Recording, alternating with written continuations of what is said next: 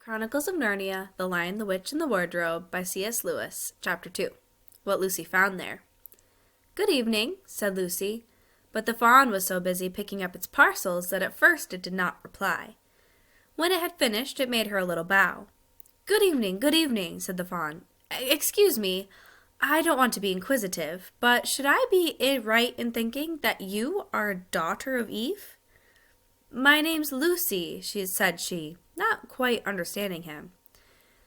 "But you are, forgive me, you are what they call a girl," said the fawn.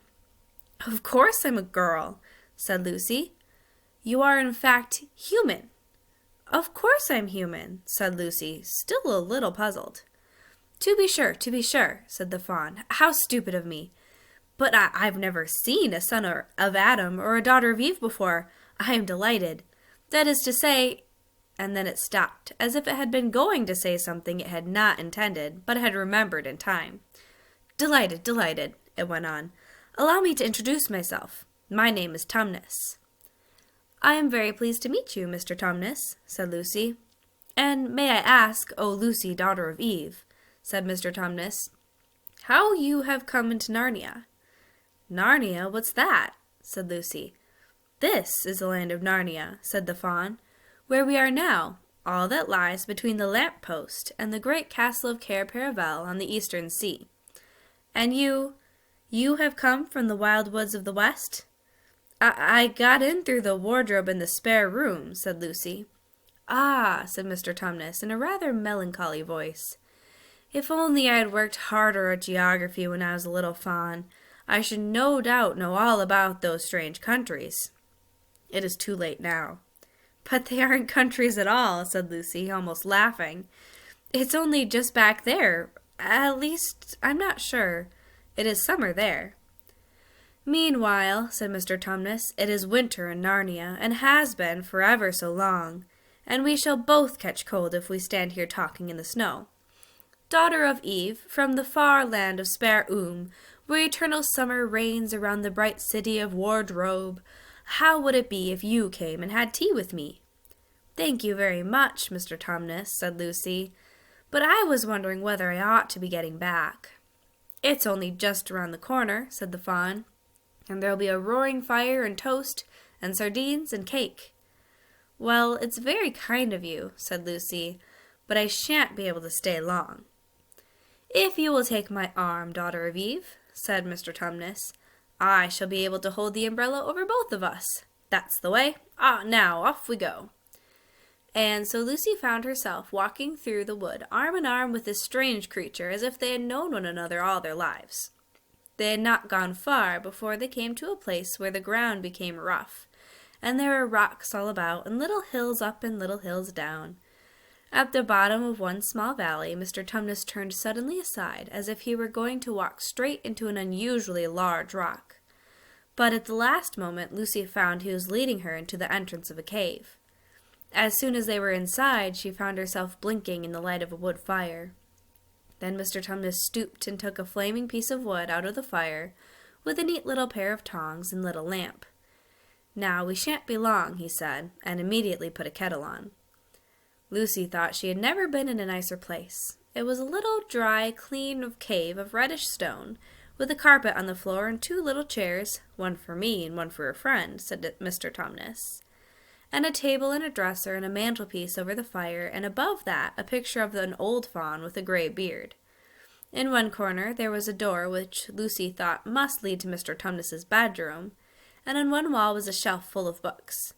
Lucy looked at these while he was setting out the tea things. They had titles like The Life and Letters of Silenus, or Nymphs and Their Ways, or Men, Monks, and Gamekeepers, A Study in Popular Legend, or Is Man a Myth? "Now, daughter of Eve," said the fawn. And really it was a wonderful tea. There was a nice brown egg lightly boiled for each of them, and then sardines on toast, and then buttered toast, and then toast with honey, and then a sugar-topped cake. And when Lucy was tired of eating, the fawn began to talk. He had wonderful tales to tell of life in the forest.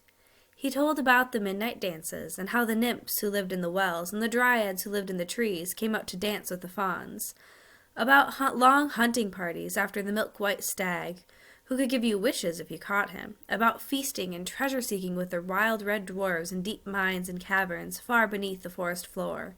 And then about the summer, when the woods were green and old Silenus on his fat donkey would come to visit them, and sometimes Bacchus himself. And then the streams would run with wine instead of water, and the whole forest would give itself up to jollification for weeks on end. Not that it isn't always winter now, he added gloomily. Then, to cheer himself up, he took out from its case on the dresser a strange little flute that looked as if it were made of straw, and began to play. And the tune he played made Lucy want to cry and laugh and dance and go to sleep all at the same time. It must have been hours later when she shook herself and said, "Oh, Mr. Tumnus, I'm so sorry to stop you, and I do love that tune, but really I must go home. I only meant to stay for a few minutes." "It's no good now, you know," said the fawn, laying down its flute and shaking its head at her very sorrowfully. "No good?" said Lucy, jumping up and feeling rather frightened. "What do you mean? I've got to go home at once. The others will be wondering what has happened to me." But a moment later she asked, "Mr. Tumnus, whatever is the matter?" For the fawn's brown eyes had filled with tears, and then the tears began trickling down its cheeks, and soon they were running off the end of its nose, and at last covered its face with its hands and began to howl. "Mr. Tumnus, Mr. Tumnus," said Lucy in great distress. Don't! What is the matter? Aren't you well? Dear Mr. Tumnus, do tell me what's wrong." But the fawn continued sobbing as if his heart would break. And even when Lucy went over to put her arms round him and lent him her handkerchief, he did not stop. He merely took the handkerchief and kept on using it, wringing it out with both hands whenever it got too wet to be of any more use, so that presently Lucy was standing in a damp patch. "Mr. Tumnus," bawled Lucy in his ear, shaking him, "do stop! Stop at once! You ought to be ashamed of yourself, a great big fawn like you! What on earth are you crying about?" Oh, sobbed Mr. Tumnus. "I'm crying because I'm such a bad fawn." "I don't think you're a bad fawn at all," said Lucy. "I think you are a very good fawn. You're the nicest fawn I've ever met." Oh, you wouldn't say that if you knew," replied Mr. Tumnus between his sobs.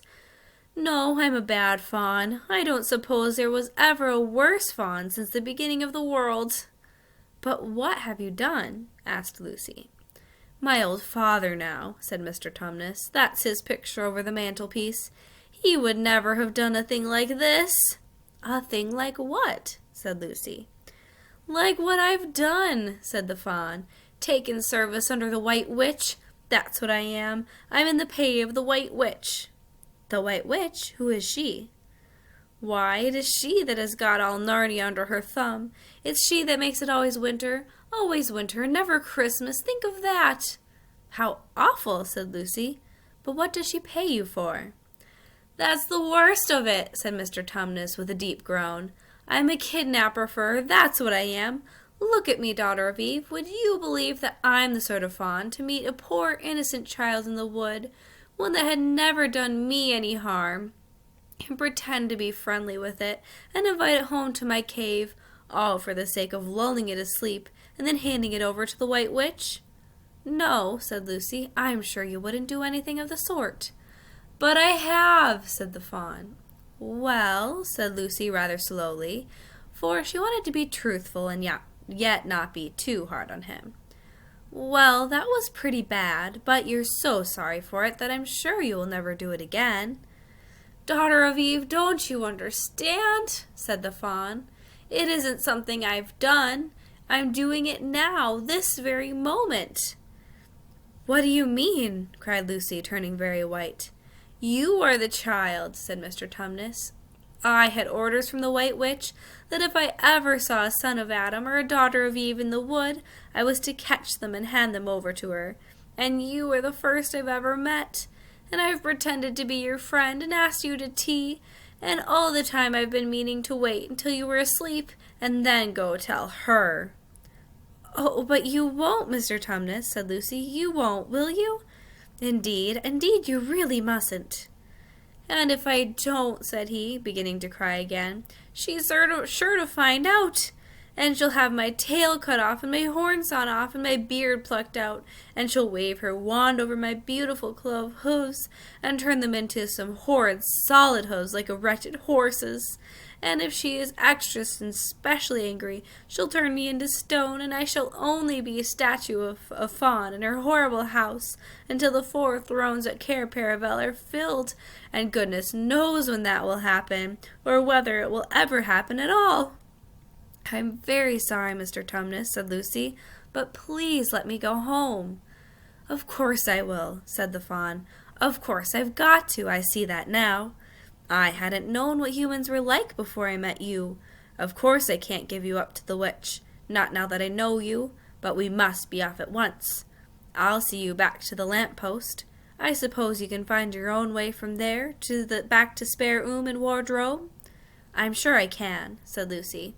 "We must go quietly as we can," said Mr. Tumnus. "The whole wood is full of her spies. Even some of the trees are on her side." They both got up and left the tea things on the table, and Mr. Tumnus once more put up his umbrella and gave Lucy his arm, and they went out into the snow. The journey back was not at all like the journey to the fawn's cave. They stole along as quickly as they could, without speaking a word, and Mr. Tumnus kept to the darkest places. Lucy was relieved when they reached the lamp-post again. "Do you know your way from here, daughter of Eve?" said Mr. Tumnus. Lucy looked very hard between the trees and could just see in the distance a patch of light that looked like daylight. "Yes," she said, "I can see the wardrobe door." "Then be off home as quick as you can," said the fawn, "and can you ever forgive me for what meant to do?" "Why, of course I can," said Lucy, shaking him heartily by the hand, "and I do hope you won't get into dreadful trouble on my account." "Farewell, daughter of Eve," said he. "Perhaps I may keep the handkerchief?" "Rather," said Lucy, and then ran towards the far-off patch of daylight as quickly as her legs would carry her. And presently, instead of rough branch brushing past her, she felt coats, and instead of crunching snow under her feet, she felt wooden board, and all at once she found herself jumping out of the wardrobe into the same empty room from which the whole adventure had started. She shut the wardrobe door tightly behind her and looked around, panting for breath. It was still raining, and she could hear the voices of the others in the passage. "I'm here," she shouted. "I'm here. I've come back. I'm all right."